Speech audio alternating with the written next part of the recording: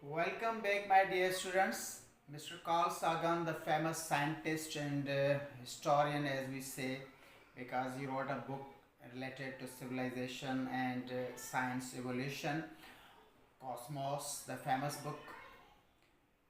He wrote that you have to know the past to understand the present. So I will recommend you that study the history in these free days at your homes. So stay blessed and stay at your homes. In the last topic of the measurement, we had studied about the units, about the systems of units. As you know that unit is nothing, it is only a standard. Standard is that particular explained value with which a physical quantity is compared. But in this topic we are going to study about that these standards are compared with what. So these standards are how selected, on what basis these are selected.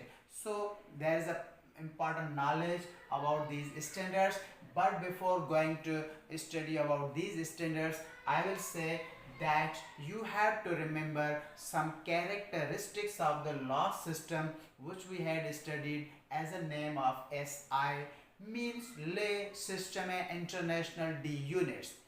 जी हाँ, SI system के very important characteristics अगर आपसे पूछे जाएं तो आप इन तीन चीज़ों को सिलेक्ट कर सकते हैं कि SI system was rational, is rational, SI system is coherent, and this one is acceptable for all the world. How can we say this one is rational? तो इसको समझने के लिए थोड़ा पीछे जाना पड़ेगा. आपको पता होगा कि एमके सिस्टम या पुराने दौर में ऐसा भी या कुछ किताबों में अब भी लिखा जाता है कि वो केजी को as a unit of force भी मानते हैं. यानी कि वो मास की बात कर रहे हो तो कहते हैं 10 केजी मास, बट समटाइम्स वो इसी के वेट की बात कर रहे हो यानी कि इसकी फोर्स की बात कर रहे हो तो समटाइम्स वो कहते हैं 10 KG force. So kg is being used for the mass as well as for the force. So there is a little bit confusion, but in SI system nowadays it is decided that every force is measured or expressed in Newton, not in kg, because kg is the standard for the mass. So when we are talking in kg, so that must be clear that we are talking about the mass. When we are talking about the Newton, it means we are talking about the weight of that body. Because you know that if the mass of one body is 10 kg, then its weight will be equal to what? So weight is a kind of force, you can say according to Newton's second law, we write like this. So when mass is 10 kg, if the value of g is approximately taken as 10, so its weight is actually 100 Newton. तो 100 Newton हम उसके wait की बात कर रहे हैं. जब हम 10 केजी बात कर रहे हैं तो ये मास उसके मास की बात कर रहे हैं, उसके अमाउंट ऑफ मैटर की बात कर रहे हैं. So this is the little bit confusion was there in the previous systems, but in SI system it was clearly said that kg must be used for the mass and Newton for the force. Look at another example. SI से पहले वाले systems में ऐसा भी होता था कि heat energy के लिए वो पर्टिकुलरली यूज करते थे एक यूनिट जो अब भी होता है केमिस्ट्री में, फिजिक्स में sometimes you use it, that is calorie. So calorie is was the unit of heat. So we can say heat is a form of energy. Heat was is actually energy but was being measured into calorie. And electrical energy के लिए अब भी use होता है या पहले भी use होता था, जिसको हम कहते हैं किलोवाट आवर. हम इलेक्ट्रिकल एनर्जी को जो वापडा से लेते हैं उसको किलोवाट आवर्स में मेजर करके लेते हैं. As you know that 1 kilowatt hour is equal to 1 unit of electricity, and 1 kilowatt hour there are 3.6 into 10 power 6 joule. So you know that electrical energy is also a form of energy. Heat is also a form of energy, but there were different units. So that was the commercial unit for the electrical energy, and that was the unit for especially made for the heat energy. So can we say food energy? Sometimes you use in the biology. And suppose and every other type of we can say mechanical energy, particularly mechanical energy was being measured in the joule. So there were different units for the one kind of energy. Yes, these are all the forms of energy. So their nature, dimension is the same, but they were being measured in the different units. So there was confusion. But according to SI system now, we can measure all energies in only single unit, that is the joule. So we can say this system SI is rational. Yes, very well. Is this clear that how can we say the SI system is rational? Okay, now look at this. This system is also said to be coherent. Coherent का मतलब ये है कि हम एक unit को दूसरी units की ज़बान में एक्सप्लेन कर सकते हैं, बात कर सकते हैं। जैसा कि आपको पता है कि किसी भी डिराइव्ड क्वांटिटी के लिए आपसे पूछा जाता है कि which one is the unit of that quantity in terms of the base quantities. For example, if I say the momentum, as you know that momentum is the product of mass and velocity. So its unit in terms of the base units will be what? Kilogram meter per second. Yes, it is also correct. But as you know that we change this unit into some other kind of units, or we can say some other kind of equivalent unit like this. If we multiply second and multiply and divide second with this unit, now you can say, so this becomes kilogram meter per second means per second square, and you know that kilogram meter per second square is actually equivalent to the Newton. So can we say momentum is also expressed in Newton second? So this is coherence, that the one unit of one quantity can be expressed in other terms. So we can say the 1 Newton is equal to 1 kg meter per second square. It means one unit can be expressed in terms of other units. So this is coherence. This coherence was achieved by this system especially. So that is why this system is said to be coherent one. As you know that there is a Pascal. Pascal is the unit of pressure. As you know that 1 Pascal is also equal to 1 Newton meter square. Okay, Newton is equal to what? 1 kilogram meter per second square. This one is meter square. Can be cancelled. Can I write kilogram per meter per second square? So we can say Pascal is in coherence with Newton per meter square. Newton per meter square is in coherence with the kilogram per meter per second square. So it means SI system is coherent.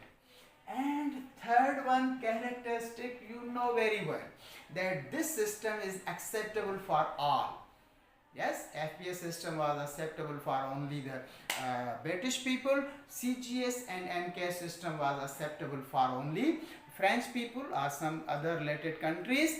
But this system is nowadays acceptable for all. So these are all three characteristics of SI.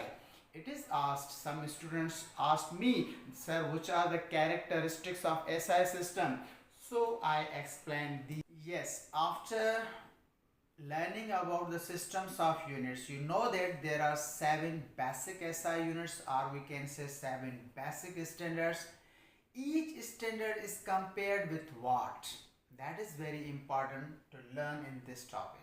अभी आपने समझा कि SI system में कौन से characteristic होते हैं, तो अब हम समझेंगे कि एक स्टैंडर्ड के क्या कैरेक्टरिस्टिक होने चाहिए। हम हर फिजिकल क्वांटिटी को एक पर्टिकुलर स्टैंडर्ड के साथ कंपेयर तो करते हैं, लेकिन वो स्टैंडर्ड किस चीज़ के साथ कंपेयर किया जाता है, लेट्स सी, और उस स्टैंडर्ड के क्या कैरेक्टरिस्टिक्स होने चाहिए। तो हम कहते हैं कि आइडियल स्टैंडर्ड वो होता है जो कि दो प्रॉपर्टीज रखता हो, एक तो इनवेरिएबल हो एंड दूसरी प्रॉपर्टी ये है कि वो एक्सेसिबल हो, यानी कि हर किसी की रेंज में हो, तो हम उसको कहते हैं कि दैट इज स्टैंडर्ड। तो आइडियल स्टैंडर्ड उसको कहेंगे जो इनवेरिएबल हो एंड एक्सेसिबल। तो ये साइंसदान हमेशा कोशिश करते रहते हैं कि जो भी स्टैंडर्ड सिलेक्ट किया जाए या स्टैंडर्ड का जो भी प्रोसीजर सिलेक्ट किया जाए उसमें बहुत कम वेरिएशन होनी चाहिए। कम वेरिएशन होने का मतलब है एक्यूरेसी ज़्यादा और अनसर्टेनिटी कम, और यही फिजिक्स की कोशिश होती है, एक्यूरेसी को बढ़ाना, अनसर्टेनिटी को कम करना। These are very important points. Now let's see which one is the standard of time. Standard of time, as you know, that taken as second. तो हमें ये समझना है कि 1 सेकेंड को तो हम स्टैंडर्ड मानते हैं, उस हिसाब से टाइम को मेजर करते हैं, लेकिन 1 सेकेंड को साइंसदान किस चीज़ से के साथ कंपेयर करते हैं और कौन सा प्रोसीजर उन्होंने सिलेक्ट किया हुआ है एज अ स्टैंडर्ड, यानी कि वो बेहतर होना चाहिए। तो 1 सेकेंड की मैं थोड़ी आपको हिस्ट्री बताऊं कि 1 सेकेंड बिफोर 1967 एक दूसरा तरीका था और आफ्टर 1967 एक अलग तरीका है। तो जब भी आपसे दोनों तरीके पूछे जाएं तो be clear about that. Before 1967 1 second को कंपेयर करने के लिए, नापने के लिए उन्होंने जो प्रोसीजर सिलेक्ट किया था वो था एक दिन के हिसाब से। एक दिन भी एक टाइम है, क्योंकि एक दिन में भी पर्टिकुलर रिपीटेशन है। एक दिन हम किस चीज़ को कहते हैं? जहाँ सूरज नज़र आता है फिर दोबारा वहीं पे नज़र आना शुरू हो जाए, तो इस ड्यूरेशन को हम कहते हैं 1 डे। इसको हम कहते हैं 1 मीन सोलर डे। तो इसमें भी एक रिपीटेशन है, यानी आप कह सकते हैं कि सूरज का भी एक क्लॉक है ज़मीन के हिसाब से, और इस तरह तो आप कह सकते हैं कि हार्ट भी एक क्लॉक है। फिजिक्स में हम कहते हैं कि हार्ट भी एक क्लॉक है, क्योंकि उसमें भी एक पर्टिकुलर रिदम है, रिपीटेशन है, पेरियोडिसिटी है। So that's why heart is a clock too. और दूसरा आप कहते हैं कि सर पुराने ज़माने में ऐसे भी क्लॉक होते थे जिनको हम कहते हैं कि वो सैंड क्लॉक होते थे। एक उस पार्ट में एक सैंड भरी होती थी और सैंड के ड्रॉप आउट होने में एक मखसूस टाइम होता था, टाइम लगता था, उस हिसाब से वो 1 आवर और मिनट्स को कैलकुलेट या करते थे। एक तरीका था जो कि अब यूज़ नहीं होता। तो इसको सैंड क्लॉक मानते हैं, इसमें भी एक प्रोसीजर है।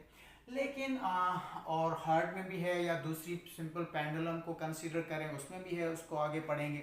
और आप कह सकते हैं कि दिन में भी है। तो 1 सेकेंड को साइंसदानों ने किस चीज़ के साथ पहले कंपेयर किया था? 1967 से पहले।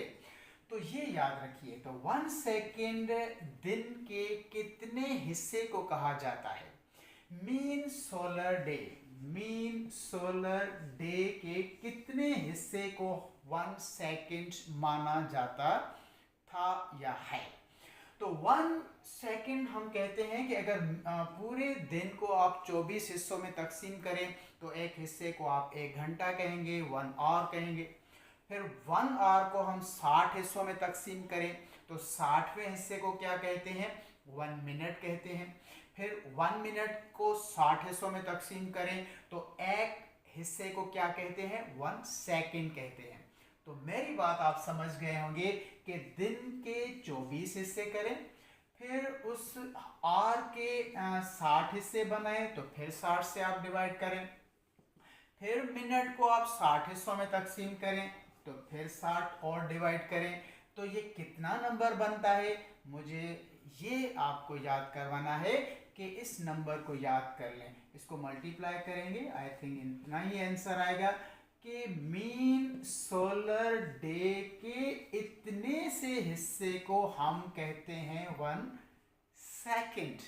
सो जब भी आपसे पूछा जाए कि 1 सेकेंड बिफोर 1967 किस चीज़ के साथ कंपेयर किया जाता था, तो आप कहेंगे कि मीन सोलर डे के साथ। मीन सोलर डे के कितने से हिस्से को, कितने से टाइम ड्यूरेशन को हम 1 सेकेंड कहते हैं, तो आप कहेंगे 1 second is the 86,400th part of the mean solar day.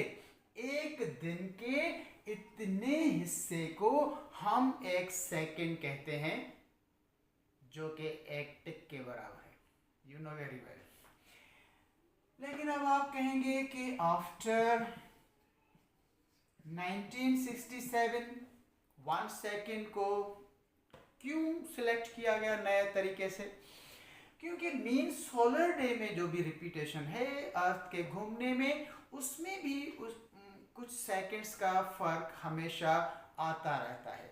इस वजह से आपको पता है कि after 4 years we actually use the leap year, जिसमें हम 1 दिन बढ़ा देते हैं। तो इसका मतलब है कि ज़मीन और सूरज की गर्दिश में भी टाइम थोड़ा पर्टिकुलरली फिक्स कांस्टेंट नहीं है, उसमें भी वेरिएशन है। वो क्यों है, टिल्ट है ज़मीन की, क्या है, वो दूसरे बातें हैं, आगे चलकर थोड़ा एक्सप्लेन करेंगे।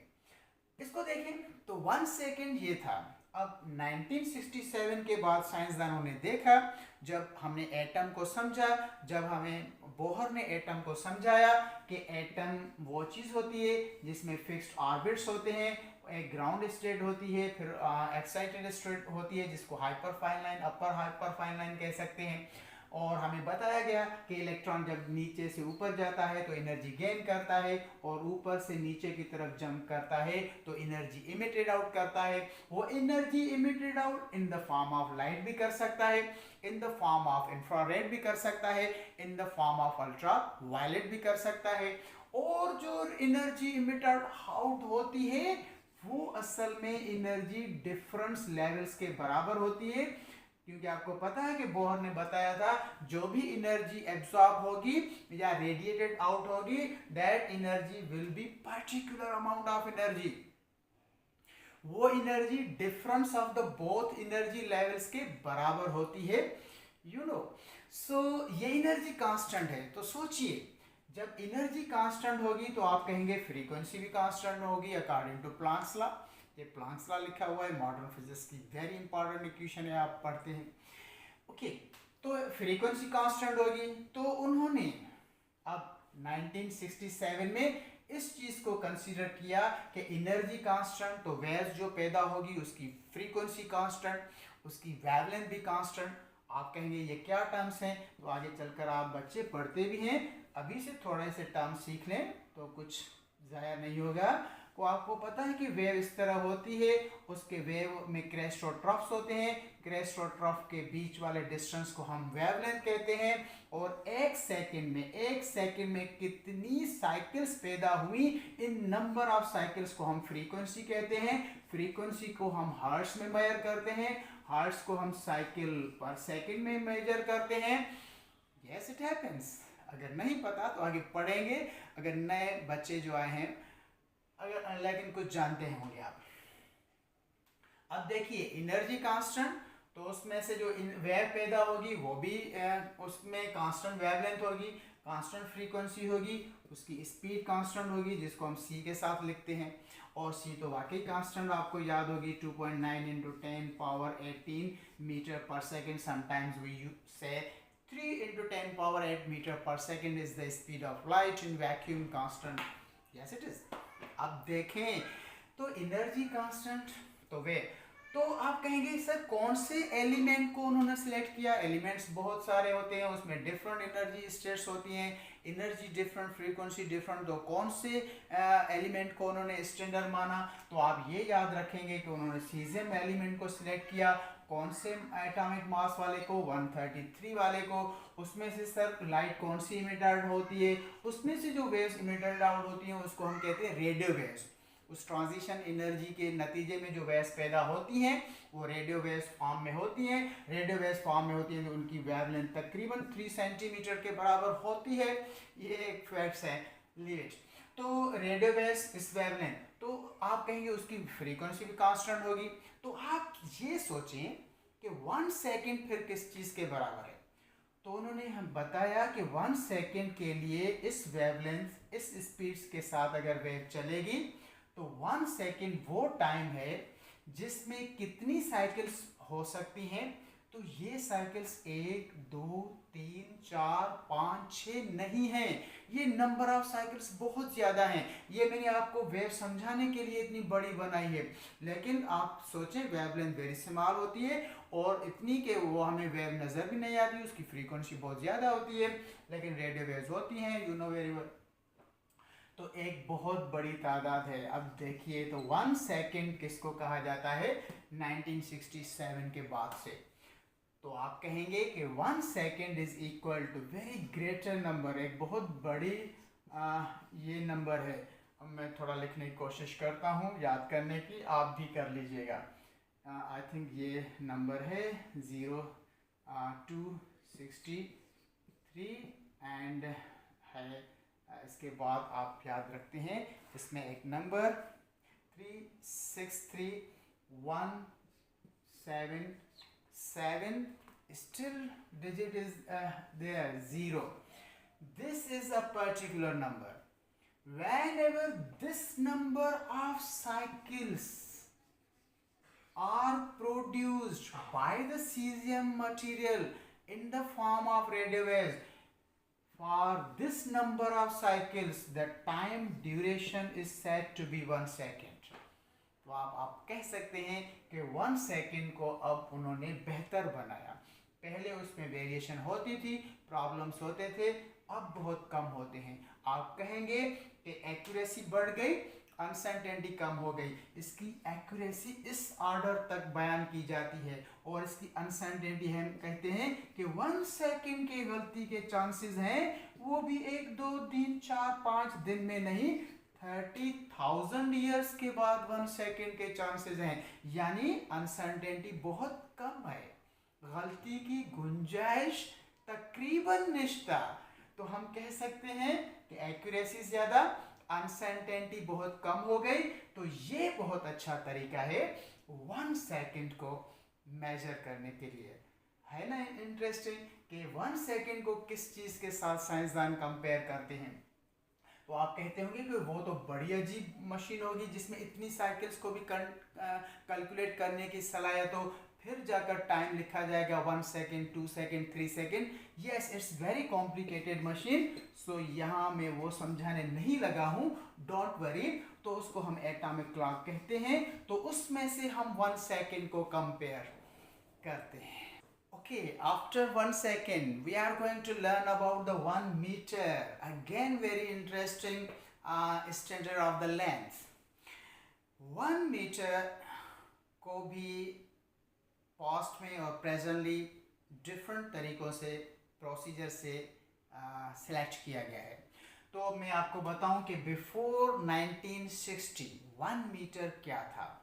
पहले तो आपको याद होगा कि मैंने बताया था कि 1 मीटर को सिलेक्ट किया था फ्रेंच पीपल ने। उन्होंने कहा था कि 1 crore part of the distance between the east equator and the north passing through the Paris.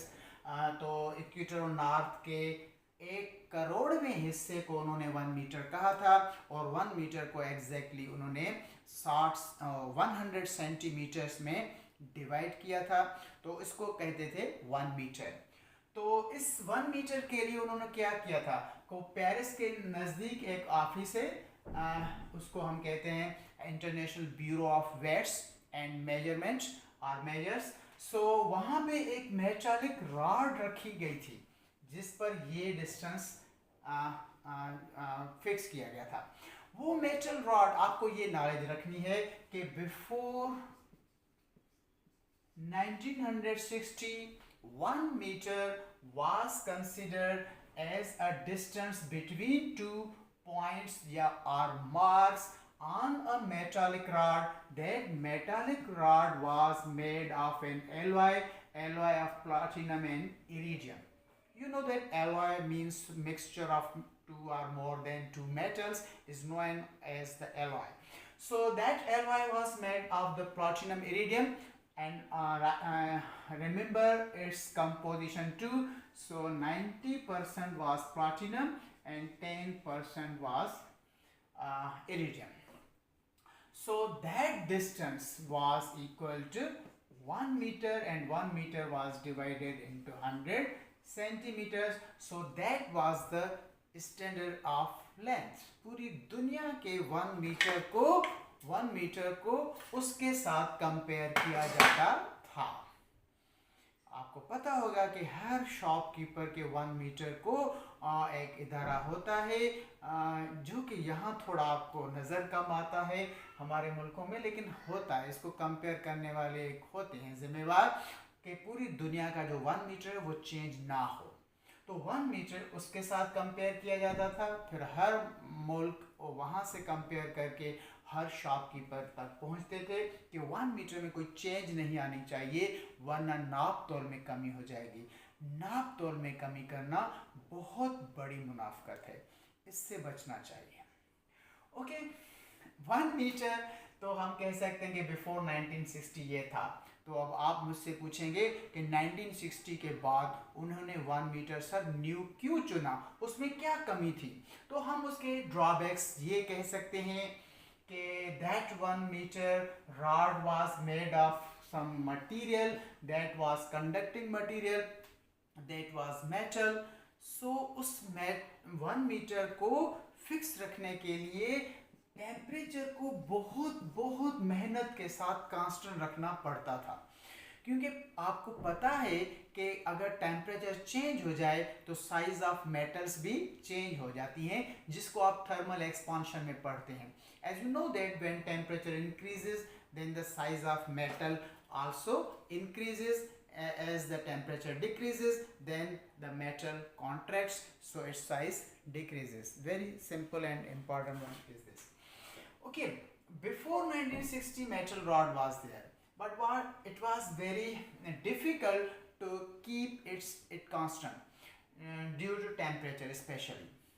So 1960 के बाद उन्होंने फैसला किया कि ये अब नहीं चलेगा, इसको अब फिर 1 सेकंड की तरह किसी वेव के साथ रिलेट करें, क्योंकि वेव्स की दुनिया में जो टर्म्स हैं, जो कैरेक्टरिस्टिक्स हैं, वो बहुत कांस्टेंट हैं, बेहतर हैं as compare to this one. तो उन्होंने फिर एक नया तरीका अख्तियार किया. तो 1 मीटर को उन्होंने किस चीज़ से कंपेयर करने के लिए तरीका ढूंढा. तो उन्होंने ये तरीका ढूंढा कि हम एक लाइट पैदा करते हैं क्रिप्टॉन से, क्रिप्टॉन 86 वाले एलिमेंट से. उसमें जो लाइट इमिटेड पैदा होती है due to transition between the 2 hyperfine lines, you know already, तो वो ऑरेंज रेड कलर की लाइट होती है. तो ऑरेंज कलर की रेड की जो लाइट होती है उसमें पर्टिकुलर वेवलेंथ होती है. उस पर्टिकुलर वेवलेंथ को हम लैम्डा से कहते हैं. लेकिन आप कहेंगे कि 1 मीटर जो है तो वो वेवलेंथ 1 के बराबर नहीं होगा, क्योंकि ऑरेंज रेड आम विजिबल लाइट की जो वेवलेंथ है वो इतनी स्मॉल है कि हमें नज़र भी नहीं आती. फ्रीक्वेंसी हाई होती है तो वेवलेंथ वेरी स्मॉल होती है.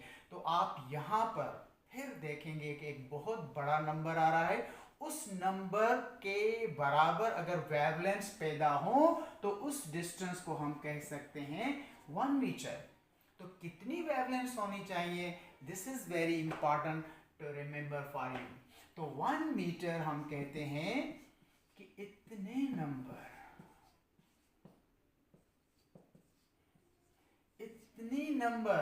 this number of wavelengths whenever produced, then the distance is said to be 1 meter. But from which element? Very important, krypton 86.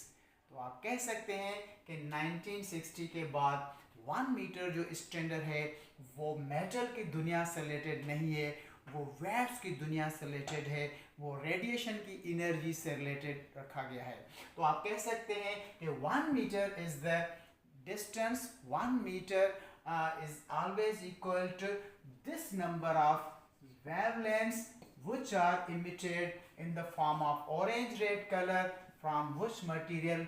Krypton 86. एक और बात बताऊं कि 1983 के बाद इसको और बेहतर किया गया कि भाई क्रिप्टॉन ज़रूरी नहीं है, आपकी बुक में लिखी हुई है, इस चीज़ को भी आप याद रखें, ये पूछा जाए तो आप इसको भी सिलेक्ट कर सकते हैं। लेकिन एक तरीका और भी है कि किसी भी आम लाइट, क्योंकि आपको पता है कि आम लाइट या कोई भी कलर की लाइट हो तो उसकी जो स्पीड होती है वो कांस्टेंट होती है, स्पेशली वैक्यूम कांस्टेंट होती है। वैक्यूम में स्पीड ऑफ लाइट कितनी होती है? You know that 2.9 into 10 power 8 metre per second होती है। इसका मतलब है कि लाइट एक सेकेंड में इतने मीटर्स कवर कर सकती है। तो आप सोचिए कि 1 मीटर सेकेंड के कितने हिस्से में कवर होगा। तो आप सब कहेंगे सर वेरी स्मॉल टाइम में, 1 सेकेंड में लाइट तकरीबन, हम इसको कहते हैं 3 लाख किलोमीटर कर सकती है। 3 लाख किलोमीटर लाइट कवर कर जाती है जस्ट इन 1 सेकेंड। सोचिए कितनी तेज तरीन चीज है ये light. The fastest thing on the surface of earth, in the world, in the universe is this. So speed of light in vacuum or space we can say is this. तो आप कह सकते हैं कि 1 मीटर डिस्टेंस को हम आम light से भी मेजर कर सकते हैं, इसको भी हम स्टैंडर्ड बना सकते हैं। और इस आम लाइट का मतलब होता है कि अब जो कि लाइट का स्टैंडर्ड और लेंथ का स्टैंडर्ड हो गया 1 मीटर। एक तो वो इनवेरिएबल हो गया, पहले वेरिएबल था अब इनवेरिएबल हो गया, यानी बेहतर हो गया। और ये अब एक्सेसिबल भी हो गया, हर किसी के रीच में भी आ गया। तो ये है प्रेजेंट 1 मीटर।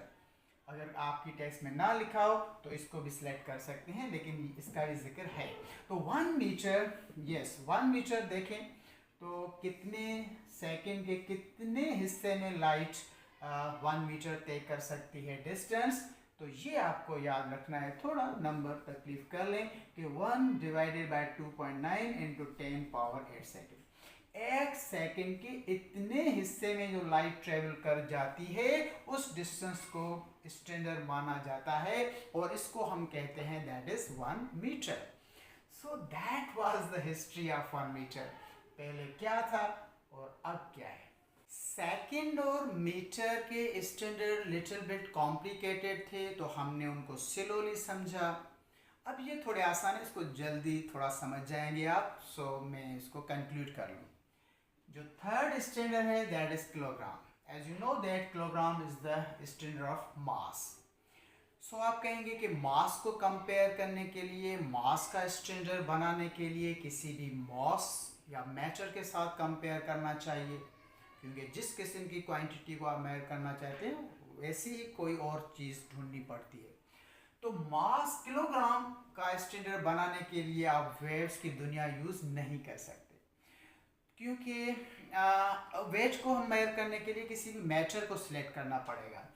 तो हम कहते हैं कि जो वेट का स्टैंडर्ड था, फिर वहीं पे weights and measure bureau office near to Paris एक ऑफिस, वहाँ पे एक रखा हुआ है सिलेंडर।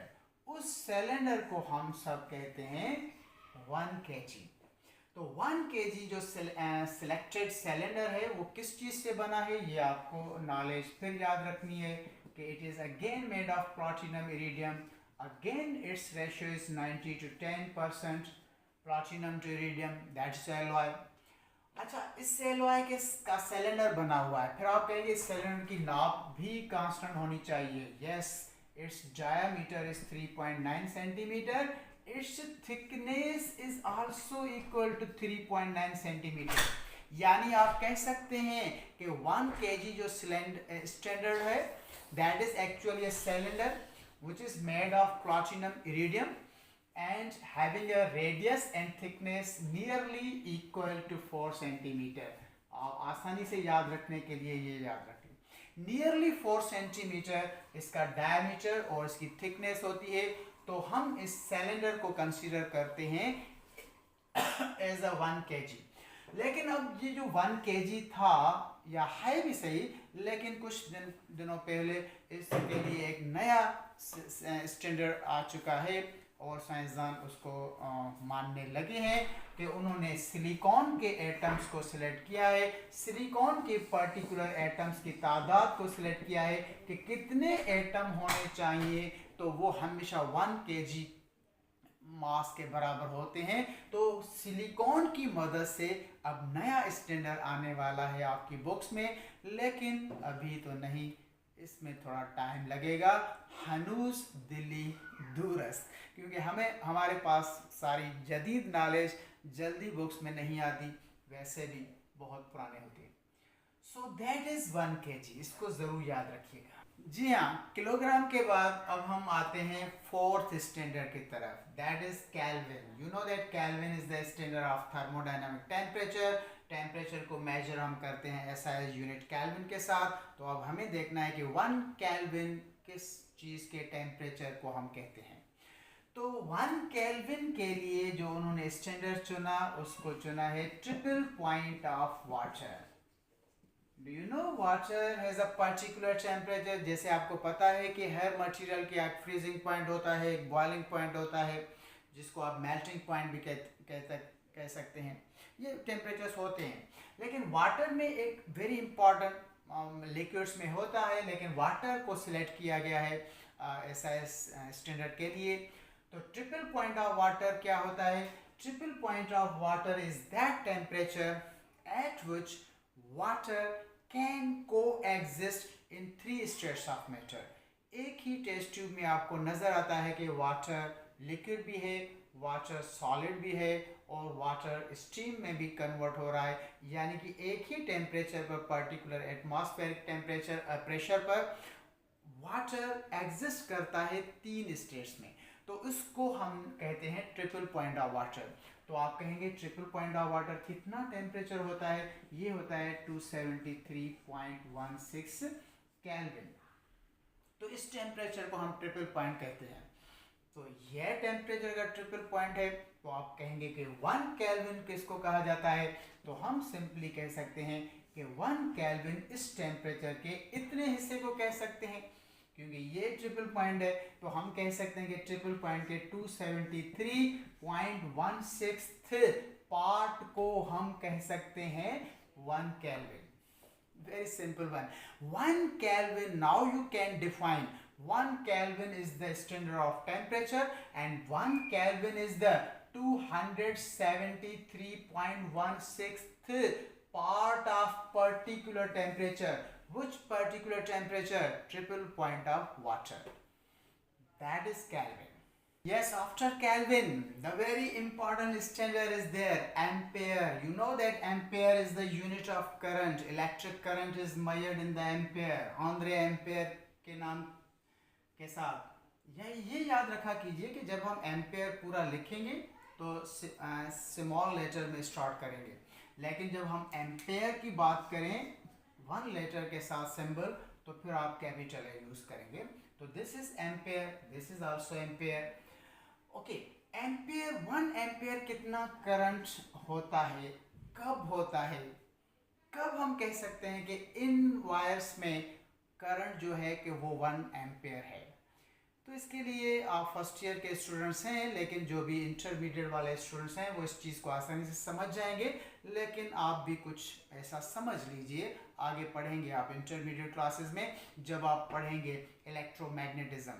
आप इलेक्ट्रोमैग्नेटिज्म पढ़ेंगे तो फिर आपको पता चलेगा कि किसी भी वायर में से जब करंट पास होती है, करंट पास होने का मतलब है कि इलेक्ट्रॉन मूव करते हैं, तो करंट की प्रॉपर्टी कैरेक्टरिस्टिक अपीयर होती है due to motion of charges, it happens. So current की वजह से हम पढ़ते हैं कि उस वायर, उस कंडक्टर के इर्द गिर्द एक मैग्नेटिक फील्ड भी पैदा होती है। Due to current there is magnetic field. This is electromagnetism, means there is magnetism due to electricity. Magnetic field current की वजह से पैदा होती है, इसको हम इलेक्ट्रोमैग्नेट कहते हैं। कोई भी आप एक कील लें, उसके इर्द गिर्द एक आप वायर को लपेटें, उस वायर के साथ एक सेल और बैटरी को अटैच करेंगे, तो आप देखेंगे कि वो जो कील होगी वो मैग्नेट बन जाएगी।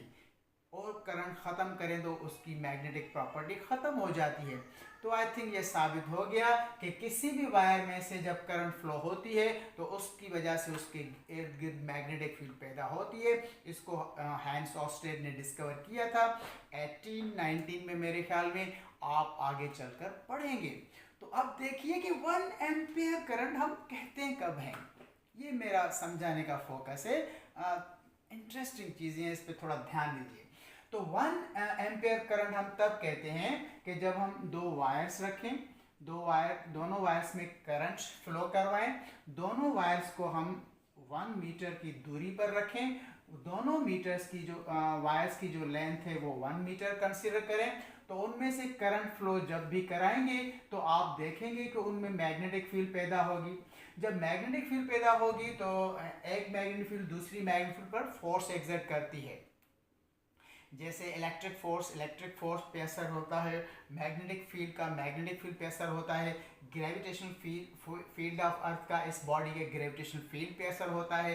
तो आप समझ गए होंगे कि मैग्नेटिक फील्ड एक दूसरे को अट्रैक्ट और रिपेल करते हैं, तो आप सोचें कि 1 मीटर पे हमने वायर्स को रखा, 1 मीटर उनकी लेंथ कंसीडर की, तो उन्होंने करंट की वजह से उनमें एक फोर्स पैदा हुई। वो फोर्स ऑफ अट्रैक्शन होती है। अगर करंट एक ही सिम्त में जा रहे हो तो फोर्स ऑफ अट्रैक्शन होती है। अगर दोनों करंट ऑपोजिट डायरेक्शन में हो तो फिर फोर्स ऑफ रिपल्शन होती है। तो ये फोर्स तो पैदा हुई, लेकिन ये कितनी फोर्स पैदा हो तो हम कह सकते हैं कि करंट इज 1 एम्पेयर। तो 1 फोर्स की एक फिक्स वैल्यू साइंसदानों ने डिस्कवर की कि 2 × 10⁻⁷ Newton. If this amount of force is there, then the current passing through each wire is said to be 1 ampere. तो 1 एम्पेयर स्टैंडर्ड करंट तब पैदा होता है जब वायर्स इतनी फोर्स एक दूसरे पर एक्सर्ट करने की सलाहियत रखती हों। अगर इतनी ये फोर्स चलो डबल हो जाए तो आप कहेंगे कि अब जो करंट है वो भी डबल हो गया। तो 14th चैप्टर में आगे चलकर आप पढ़ेंगे कि that force is actually directly proportional to current. जितनी फोर्स ज़्यादा उतनी करंट भी ज़्यादा होगी, और करंट कम होगी तो फोर्स भी कम होती है। तो इसमें एक डायरेक्टली प्रोपोर्शनल वाला रिलेशन है। जो इंटरमीडिएट स्टूडेंट्स हैं वो जानते हैं कि force is always equal to will. Length और मैग्नेटिक फील्ड कांस्टेंट हो तो हम कह सकते हैं कि force is directly proportional to current. Very interesting thing is this. Okay, come to the point. तो अब आप कहेंगे सर 1 एम्पियर करंट को हम कैसे याद करें, थोड़ा मुख्तसर करें। तो 1 ampere is the current when the force between two wires due to current is equal to 10 power 2 × 10⁻⁷ Newton. If two wires are exerting this amount of force, then the current is said to be 1 ampere. तो ये हो गया 1 ampere का standard. Force double हो जाए तो ये भी डबल हो जाएगा। फोर्स को अगर हाफ कर लें, ये 1 हो जाए, तो आप ये 1 एम्पियर नहीं कहेंगे, 0.5 एम्पियर करंट कहेंगे। तो अब समझना आई थिंक लिटिल बिट आपके लिए आसान हो गया। That 1 ampere is the current passing through the each wire of 1 meter when two wires are placed at a distance of 1 meter and they are exerting a force of exactly this amount. Whenever exactly this amount of force is there, then the current is said to be 1 ampere. So that was 1 ampere. Okay students, अब हम छठे standard पर पहुंच गए जिसको हम candela कहते हैं। तो 1 कैंडेला कितनी ल्यूमिनस इंटेंसिटी होती है? As you know that candela is the unit of luminous intensity. किसी भी चीज़ में से रोशनी पैदा होती है तो उसकी कितनी सी चमक को हम कैंडेला कह सकते हैं। तो इसको थोड़ा स्टैंडर्ड कैसे कंसीडर किया गया है, तो इसमें भी ये सारी थोड़ी एक्स्ट्रा नॉलेज है आपके लिए। लेकिन डोंट वरी, अगर कुछ थोड़ा समझ में कहीं ना आए तो इट्स ओके, क्योंकि आप अगली क्लासेस में जाएंगे तो ये सारे टर्म्स जो आज मैंने बातें की हैं तो इनको आप समझ जाएंगे। So always be positive. Okay, candela कितनी लाइट को हम कहते हैं? तो उन्होंने सिलेक्ट किया। ये थोड़ा टेक्निकली आगे इंटरमीडिएट में आप जाकर पढ़ेंगे कि किसी भी मटेरियल को हम हीटअप करते हैं तो वो पहले एनर्जी गेन करता है, फिर वो हीटअप हो जाता है तो वही लाइट वो इमिट आउट करता है। ऐसी चीज़ों को हम ब्लैक बॉडीज़ कहते हैं, जो कि ठंडी हो तो लाइट को एब्जॉर्ब करें, जब हम उनको गर्म करें तो वही लाइट वो इमिट आउट करें, दैट इज़ ब्लैक बॉडी। तो होती हैं ब्लैक बॉडी। जैसे हम आयरन को फर्नेस पे रखते हैं तो पहले वो थोड़ा ब्राउनिश ब्लैकिश होता है, लेकिन वो आफ्टर सम टाइम्स वो वही आयरन रेड हार्ट हो जाता है। रेड हार्ट होने का मतलब है कि वो अभी रेड कलर के फोटॉन्स उसने इमिट आउट करने शुरू किए हैं और वो ल्यूमिनस बॉडी बन चुकी है और उसमें से ल्यूमिनस इंटेंसिटी पैदा हो रही है। तो उस ल्यूमिनस इंटेंसिटी को हम कितने कैंडेला कहेंगे, वो समझने के लिए पहले समझें कि 1 कैंडेला कौन सी लाइट को कहते हैं। ये आप यूज़ नहीं करते पूरी फिजिक्स में आपके टेक्स्ट के मुताबिक जो नॉलेज है, लेकिन इसको समझ लीजिए कि 1 कैंडेला कितनी लाइट को कहा जाता है। तो फिर आप कहेंगे कि उन्होंने आयरन यूज़ किया होगा। नहीं, आयरन नहीं। फिर उन्होंने मटेरियल जो स्टैंडर्ड किया, जो मोस्ट प्रीशियस और मोस्ट एक्सपेंसिव मटेरियल है, आप देखते आ रहे हैं कि प्लैटिनम कुछ ज़्यादा ही यूज़ हो रहा है, जिसको आप वाइट गोल्ड कहते हैं। तो प्लैटिनम मास में था, प्लैटिनम रॉड में भी था, मीटर वाली में। तो यहाँ भी प्लैटिनम को ही कंसीडर किया गया था, या है भी सही। तो प्लैटिनम की सर कितनी शीट हो तो उसको गर्म करें तो उसमें से फिर वो लाइट इमिट आउट हो तो उसको कैंडेला कहेंगे। तो इसको समझने के लिए थोड़ा आसान ऐसे करते हैं कि सपोज करें कि इस प्लैटिनम मटेरियल की जो एक चादर है, एक शीट है, इसकी एरिया है 1 metre square. Suppose this size is 1 metre, this side is also 1 metre, so it's area is 1 metre square. So 1 metre square में से जितनी लाइट इमिट आउट होगी, क्या उसको हम कैंडेला कहेंगे? नहीं भाई, ये बहुत ज़्यादा लाइट होगी। तो 1 कैंडेला समझने के लिए थोड़ा इसको डिवाइड करें। तो अगर हम इसको 2 हिस्सों में तकसीम करें, फिर आप इसको इस तरह हिस्सों में तकसीम करें, ये हिस्से बनाते जाएं, तो आप कहेंगे कि ये हिस्से बहुत छोटे छोटे बनते जाएंगे। तो समझिए कि इतने छोटे हिस्से हो गए, इसमें से लाइट इमिट आउट हो रही है। लेकिन 1 कैंडेला कौन सी लाइट को कहेंगे? तो हम कहते हैं कि अगर इस एरिया को 1 मीटर स्क्वायर की एरिया को अगर 6 लाख हिस्सों में आप तकसीम करें, बराबर हिस्सों में, तो 6 लाखवें, 6 लाखवें हिस्से में से, यानी कि सपोज इतना हिस्सा हो गया सपोज, तो उसमें से जो लाइट इमिट आउट होती है उसको साइंसदान कहते हैं 1 candela.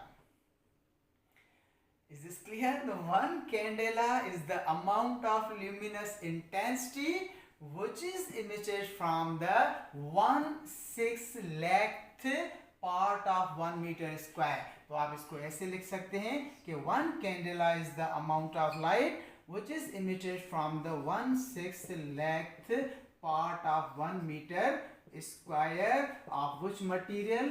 Of platinum. Its freezing point is also there. So this is the standard of the candela. The candela, आप कहेंगे कि यहाँ ज़्यादा कैंडला लाइट है।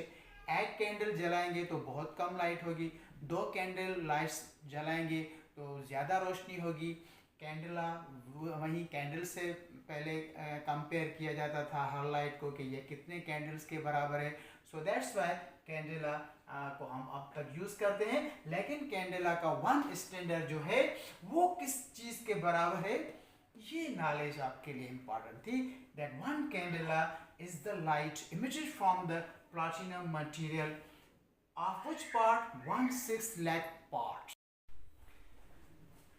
Yes, my dear students, the last standard but not the least standard, last but not least important, मोल, जिसको आप chemistry में तो बहुत यूज़ करते हैं। तो 1 मोल भी एक स्टैंडर्ड माना जाता है।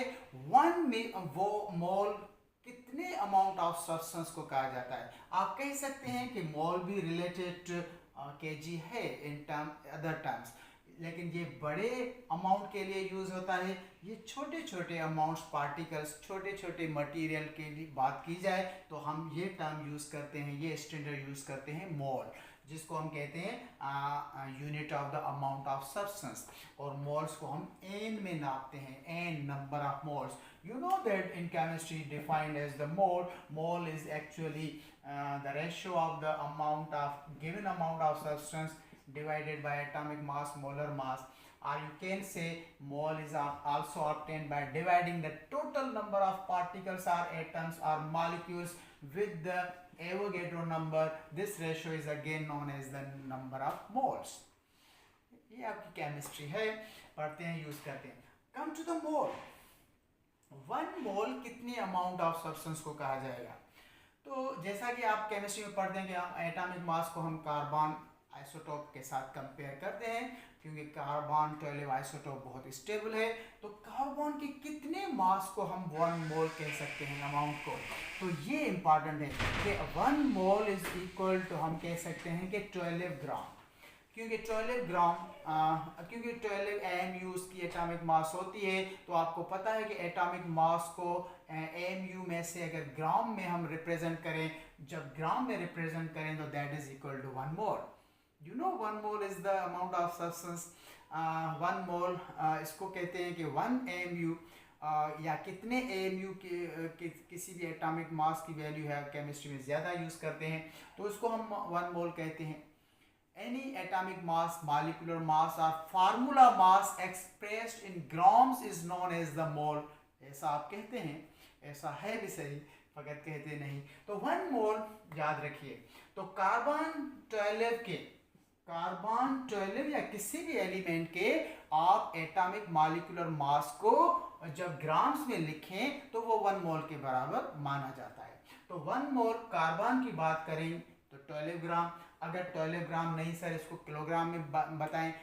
SI सिस्टम में ग्राम किलोग्राम का 1000 पार्ट होता है। 1000 से आप इसको डिवाइड करें तो इसका इतने केजी कार्बन 12 के मास को आप 1 मोल कह सकते हैं। लेकिन इटालियन केमिस्ट अमेडियो एवोगैड्रो ने बताया था कि 1 मोल में जब इतना मास होगा कार्बन 12 तो इतने कार्बन के एटम्स होने चाहिए, होते हैं। ये फिक्स्ड अमाउंट है जिसको हम एवोगैड्रोस नंबर कहते हैं। तो 1 मोल को आप इस तरह भी एक्सप्लेन कर सकते हैं। 1 mole is the amount of substance that is equal to 6.02 into 10 power 23 particles. जब भी इतने पार्टिकल्स, एटम्स हों, मॉलिक्यूल्स हों किसी भी चीज़ के, तो इसको हम कहते हैं 1 मोल। So yes, my dear students, these were the standards. Very interesting history of these 7 standards was there. I tried my best to explain for you, but you have to remember little bit these things. That 1 second is what amount of cycles produced from cesium. 1 meter is what amount of wavelengths produced from krypton. 1 kilogram is simple 1 cylinder of platinum iridium. 1 Kelvin is 273.16 part of the triple point of water. 1 ampere is the current whenever the force between two wires is 2 into 10 power minus 7 Newton. Candela is the amount of intensity emitted from the 6th lakh part of the platinum, 1 meter square. 1 mole is very simple. This amount of substance or this number of particles is known as the mole. Wish you good luck, take care, stay at home and always keep in touch with the books. See you again inshallah.